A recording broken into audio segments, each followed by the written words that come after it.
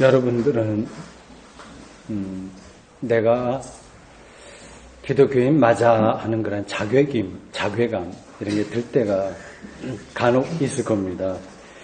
물론 그런 의식조차 하지 않고 살아가는 사람들이 있긴 하지만 기독교인이 뭐냐에 대해서 진지하게 생각하는 사람이라고 한다면 누구나 다 그렇게 자기 성찰을 합니다. 가장 큰 자괴감은 내가 예수를 믿는 사람인데도 세상의 온갖 일들로 아주 종종 마음의 평화를 잃어버리고 불안해할 때가 많다는 사실입니다. 어떤 구체적인 어려움을 당하면 그건 어쩔 수 없는 거죠. 가족이 불치병에 걸린다거나 가끔 이제 그런 일들이 있어요. 진단받았는데 정말 근심할 만한 일들. 그래서 사업이 부도가 난다거나 자식들이 정말 기대에 어긋나게 산다거나 그럴 땐 걱정이 떠나지가 않습니다. 근데 그런 것만이 아니라 구체적인 문제가 없는데도 마음의 평화가 쉽게 깨지고 심지어는 공연한 불안에 빠질 때가 있습니다. 삶의 바탕에 존재론적 기쁨이 없는 거지요. 무엇이 문제일까요? 믿음이 부족하기 때문일까요? 흔히 말하듯이 기도가 부족하기 때문일까요? 어떻게 하면 마음의 평화를 얻을 수 있을까요?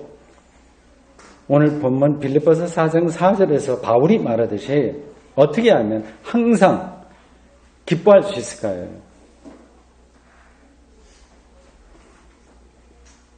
우선 사람의 깊은 무의식 속에 불안이 자리하고 있다고 하는 사실을 인정해야 됩니다. 그 불안의 뿌리는 죽음에 닿아 있습니다. 그런 불안에서 벗어나기는 그러니까 아예 불가능한 거예요. 우리가 죽을 수밖에 없는 존재이기 때문에 그 불안을 떨쳐낼 수가 없습니다. 가끔 그러한 상태를 벗어나는 순간이 우리가 살아가면서 있긴 있어요. 내가 간절히 원하던 것을 손에 넣었을 때 그렇습니다.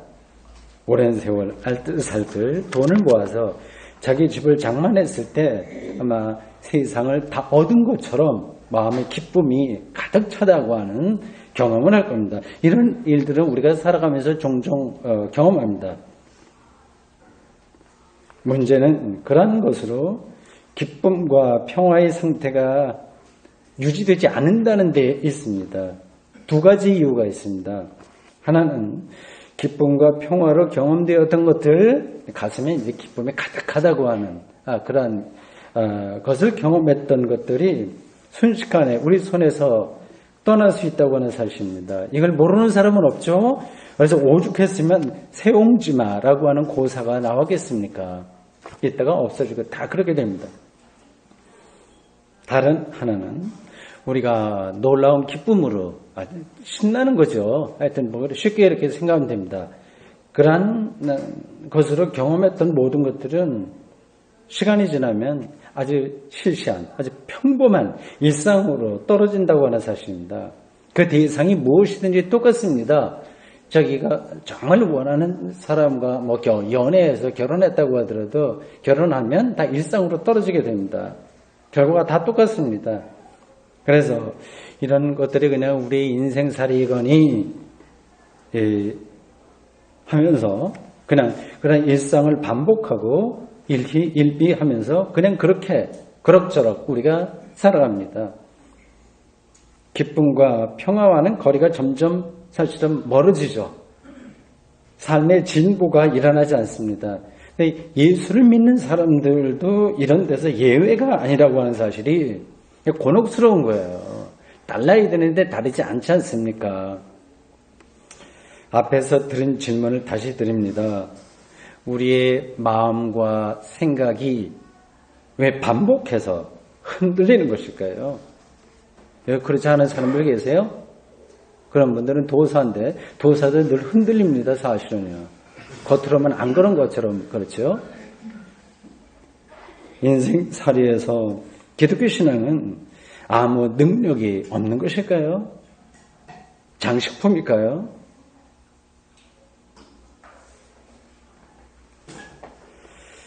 바울이 지금 편지를 쓰고 있는 빌립보 교회 교우들도 우리와 비슷한 어려움을 겪었습니다. 사람 사는 것은 다 비슷해요. 그들도 여전히 먹고 살아야 되고 자식을 키워야 되고 사람들과 마음에 들든지 안 들든지 여러 종류의 사람들과 어울려서 살아야 됐습니다. 그러다 보면 어려운 일을 만나게 되고 마음과 생각이 복잡해집니다. 2000년 전도 그렇고 3000년 전도 그렇고 앞으로 2000년 후에 여기서 살게 될 우리 후손들도 마찬가지일 겁니다. 바울은 그들에게 충고하고 권면합니다. 7절 말씀이에요. 모든 지각에 뛰어난 하나님의 평강이 그리스도 예수 안에서 너희 마음과 생각을 지키시리라. 마음과 생각을 지킨다고 하는 말은 우리의 내면 세계가 흔들리지 않는다고 하는 뜻이에요.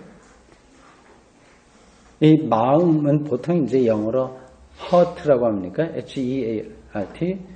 심장과 같은 단어입니다. 고대인들은 마음이 심장에 있다고 생각한 것 같아요. 일리가 있습니다. 아주 고통스러운 일을 당했을 때 심장이 뛰고 답답해지죠. 아주 기쁜 일을 만날 때도 심장이 뛰어요. 이 생각은 마음과 생각이라고 여기 두 개로 구분하고 있어요. 두 번째 생각은 인간의 의식을 감당하는 요소입니다. 마틴 루터는 이 단어를 독일어로 진 이렇게 번역했어요. S-I-N-N 했습니다. 이 단어는 지각, 의식, 감각기관 등등을 가리킵니다. 그러니까 뭔가를 깨닫는 능력을 가리켜요. 그게 생각입니다. 근데 우리가 살아가면서 이런 생각이 자주 흔들려요. 흔들리지 않았으면 좋겠는데 계속 흔들립니다. 불교 용어로 번뇌는 생각이 꼬리에 꼬리를 물어서 괴롭게 되는 상태를 가리키는 것 같습니다.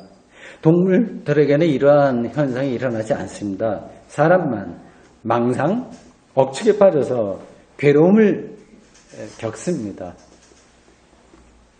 바울은 그 마음과 정신을 하나님이 흔들리지 않게 지켜주신다고 말했습니다. 과연 그럴까요? 이 말씀을 그대로 믿으시는지요? 아니면 다른 뜻이 있는 건지요? 그냥 신앙적인 덕담을 하는 것에 불과한 것일까요? 아니면 여기에 삶의 리얼리티가 담겨 있는 말일까요?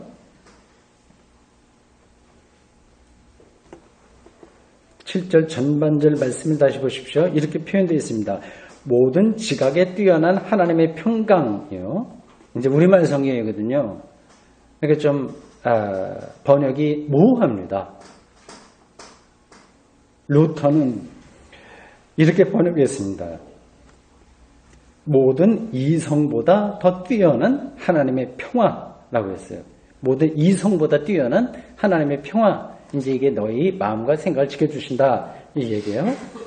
여기서 이성이라고 번역한 것, 이성보다 뛰어난 하나님의 평화라고 했을 때 이성을 가리키는 헬라어 성경에 나온 단어는 누스예요. 누스. 헬라 철학에 대한 개론적인 이해가 있는 분들은 이 누스라고 하는 단어가 헬라 철학에서 아주 중요한 개념이라고 하는 사실을 알 겁니다.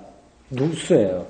아낙사고라스, 플라톤, 아리스토텔레스, 그리고 초기 기독교 당시 유럽 철학에서 상당한 정신적인 영향력을 발휘했던 신플라톤주의자들의 사상적 토대입니다. 이 누스가 그래요.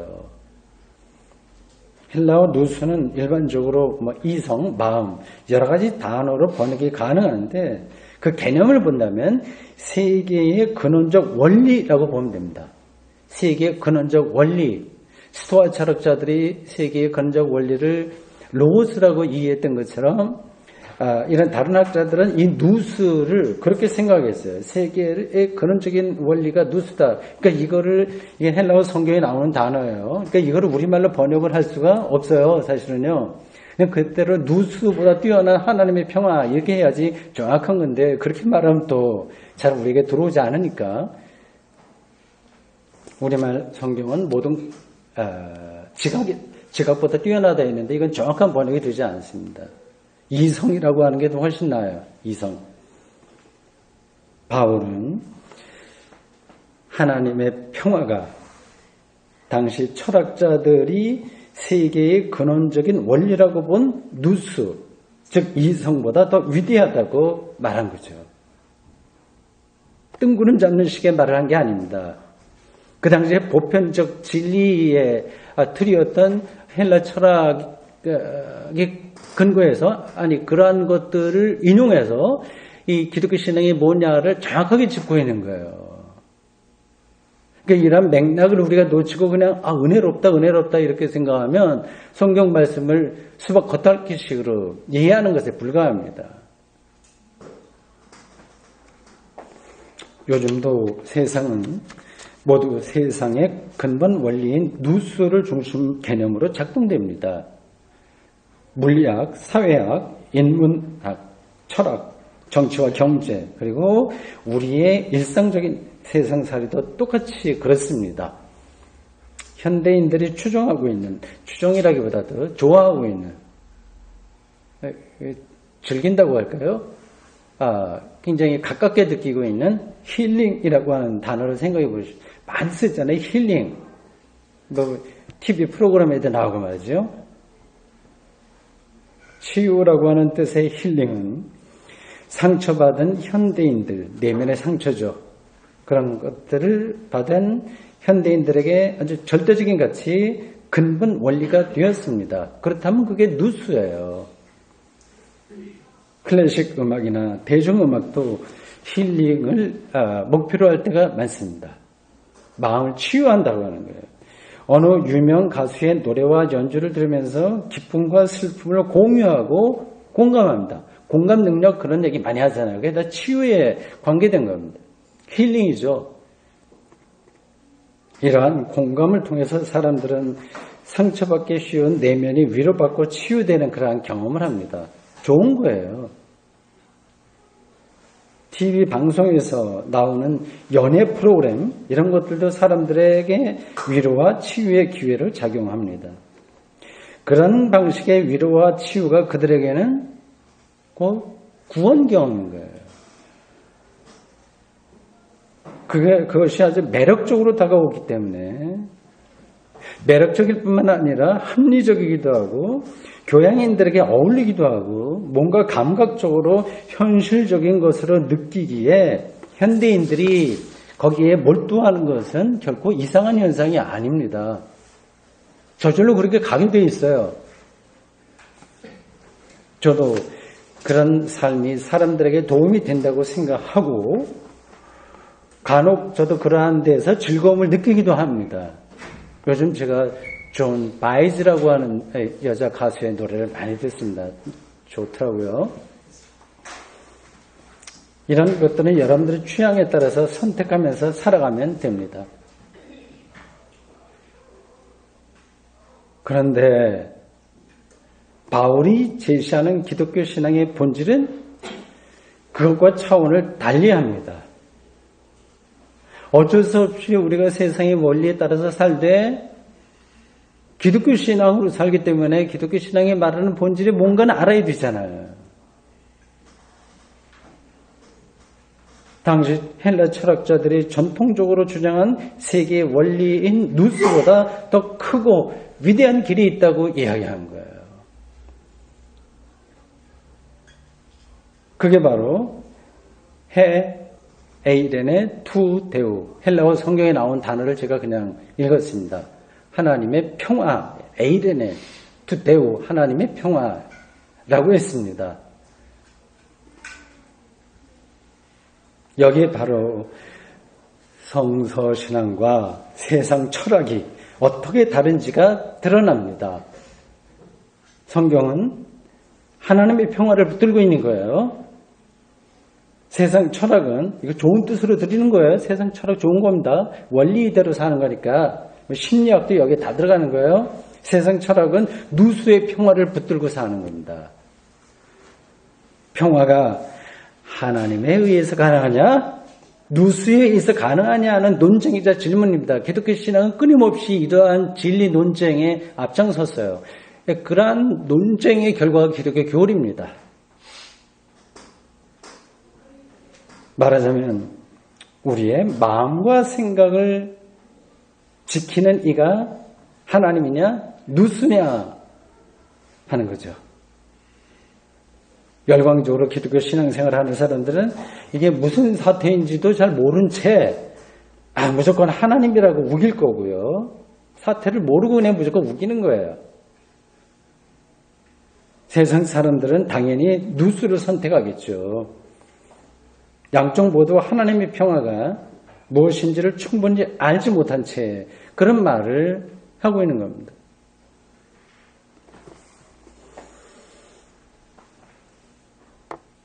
평화를 구약에서는 샬롬이라고 보통 불러요.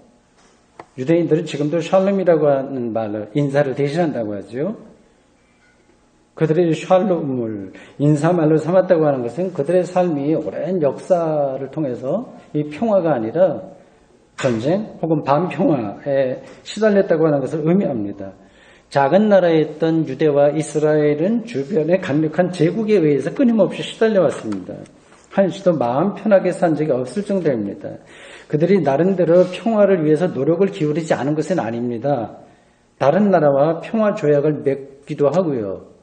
이집트하고도 맺기도 하고 등등 주변에 여러 좀 강한 나라에 이제 좀 도움을 받아서 해보려고 노력을 했고요. 어떤 때는 막 전쟁을 벌이면서까지 평화를 일궈보려고 했습니다.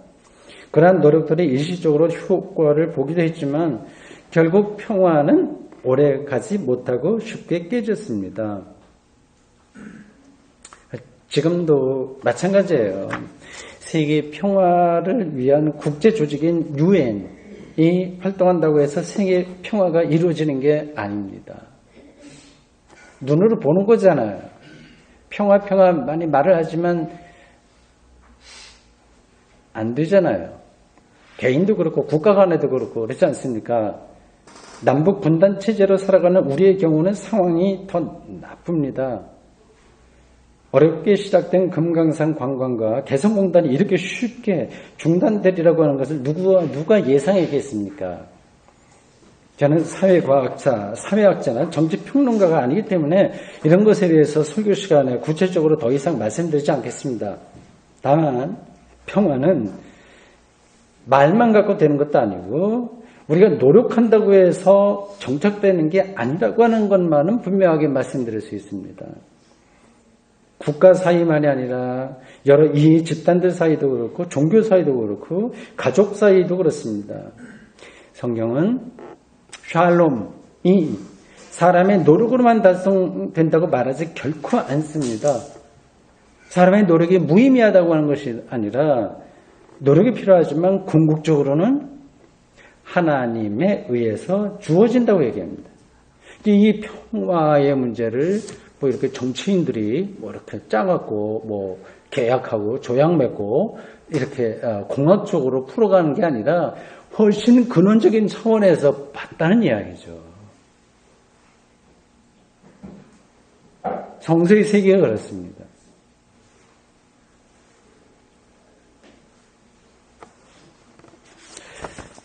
어떤 사람들은 일반적으로 다 많이 그런데 마음의 평화 그래 마음 먹게 달렸어 잘 마음 먹어봐 그래 주장합니다.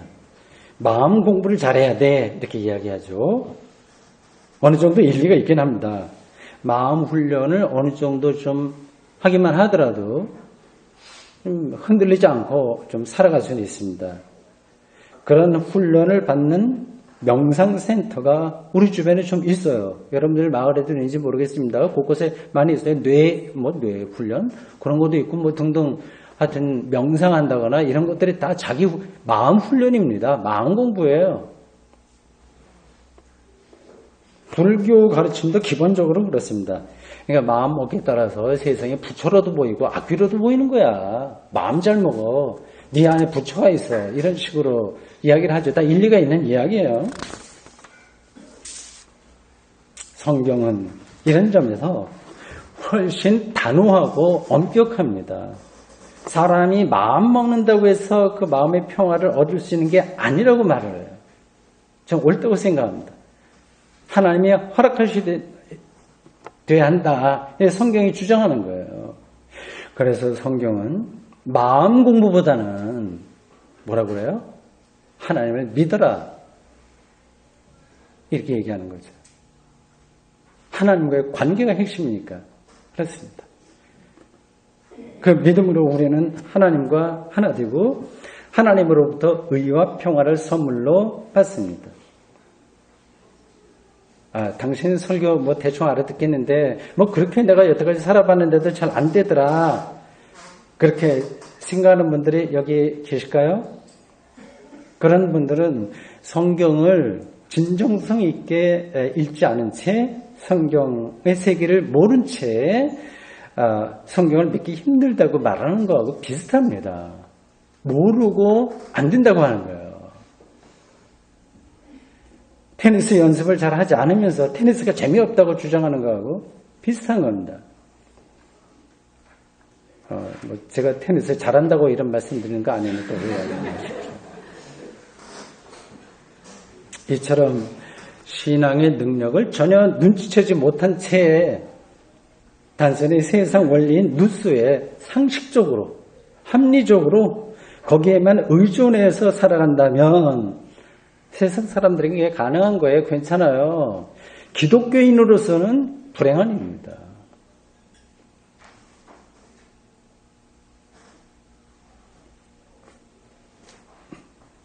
다시 바울의 설명에 귀를 기울이십시오. 바울은 구약의 샬롬 사상, 하나님의 평화에 머물지 않고요. 한 걸음 더 나가요. 재밌죠? 성경이 재밌습니다. 알면 재밌어요. 한 걸음 더 나가요. 하나님의 평화가 그리스도 예수 안에서 빌립보 교우들 당신들의 마음과 생각을 지킨다고 얘기했습니다. 신학적인 용어로 표현하면 그리스도론적으로 하나님의 평화를 말하고 있어요. 그러니까 바울에게는 하나님의 평화가 구체적으로 예수 그리스도 예수를 통해서 그리고 예수 그리스도 안에서 주어집니다. 그러니까 하나님의 평화와 그리스도의 평화가 동일하다고 하는 뜻이에요. 골로새서 3장 15절에 보면 바울이 이렇게 말합니다. 그리스도의 평화가 너희 마음을 주장하게 하라. 참 놀라운 고백이에요. 오늘 우리가 읽은 본문하고도 아주 직결되는 거예요. 그리스도의 평화가 너희 마음과 생각을 주장하게 해라.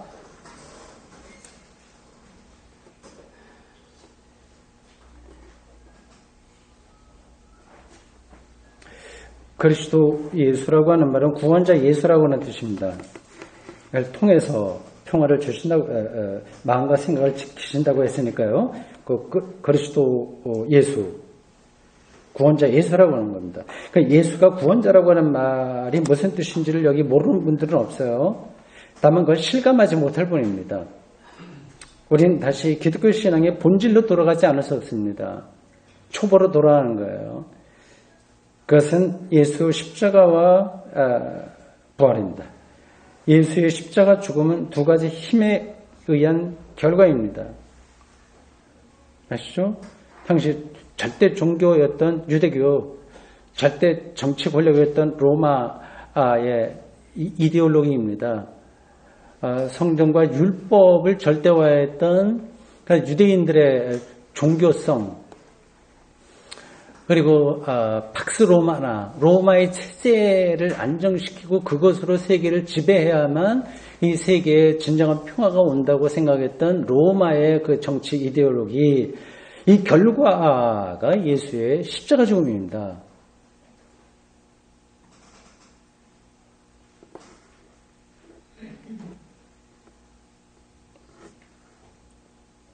이들에 의해서 예수는 버림받았습니다. 반복되는 거예요.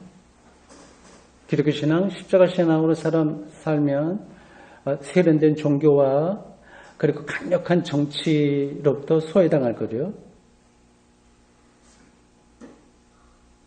그건 누수에 의해서 작동되는 것이기 때문에 충돌하게 됩니다. 기독교 신앙은 이렇게 세상의 절대 종교와 절대 정치에 의해서 버림받은 바로 그 예수로부터 시작했습니다. 그 십자가에 달린 예수로 인해서 전혀 다른 차원의 하나님의 평화를 경험했습니다. 이걸 제가 어떻게 더 여러분들에게 설명을 하면 좋을까요?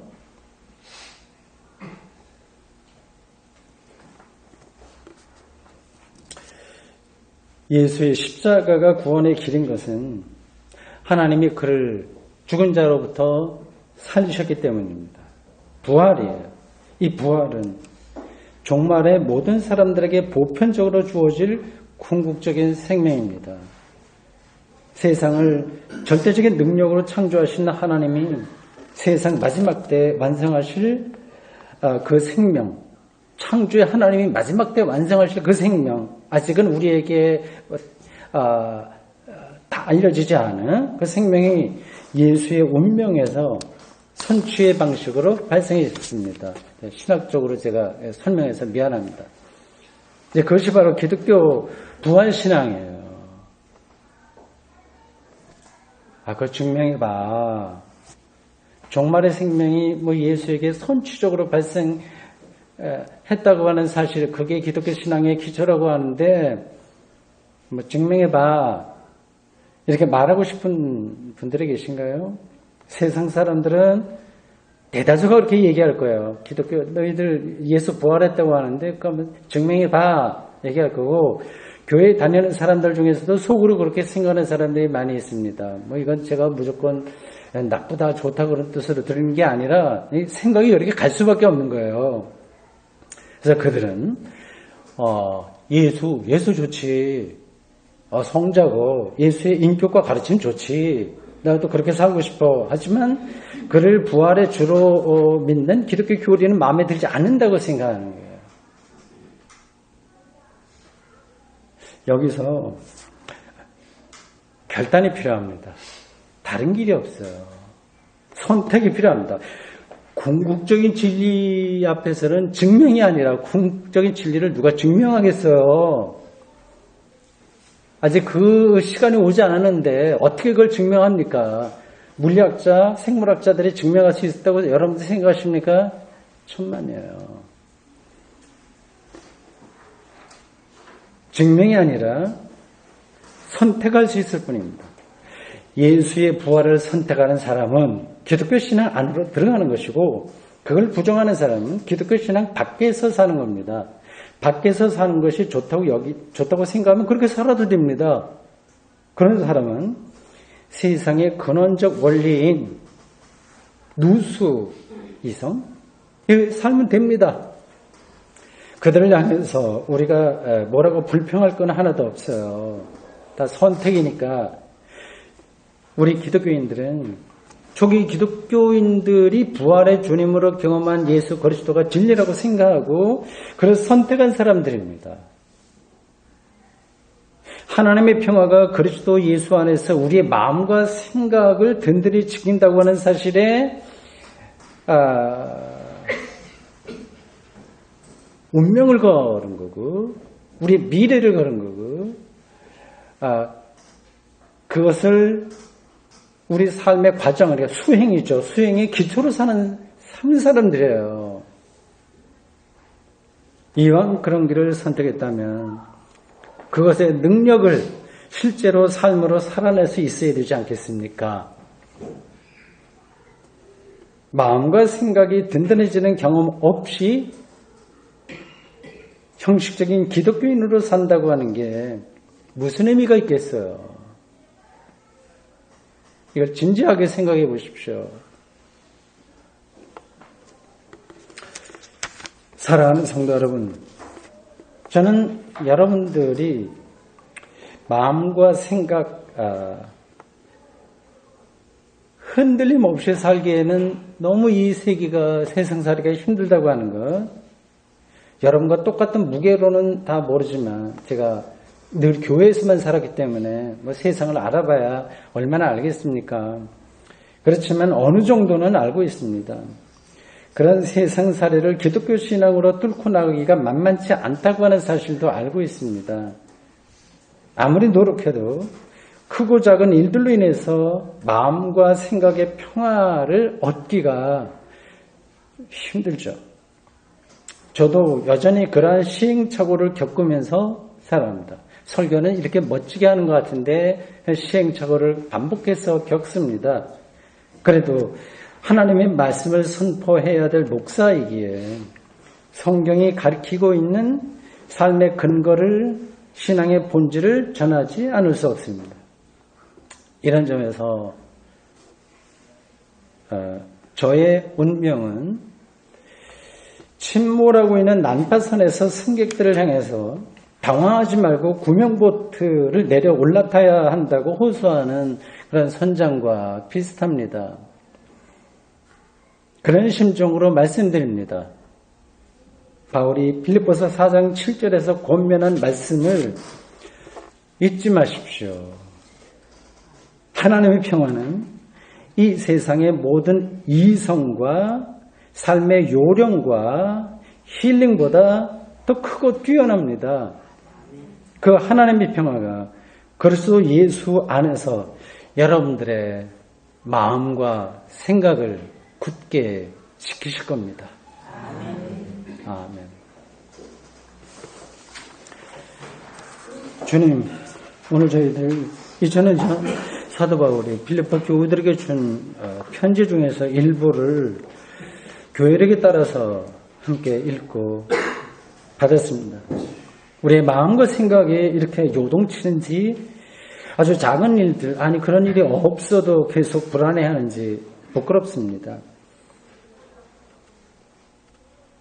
하나님의 평화가 이성보다, 그리고 이 세상 삶의 요령보다, 그런 노하우와 힐링의 방식보다 더 위대하고 참된 하나님의 평화가 우리의 마음과 생각을 그리스도 안에서 지키신다는 이 바울의 가르침을 하나님의 말씀으로 받습니다. 우리를 지켜주십시오. 예수님의 이름으로 기도합니다. 아멘.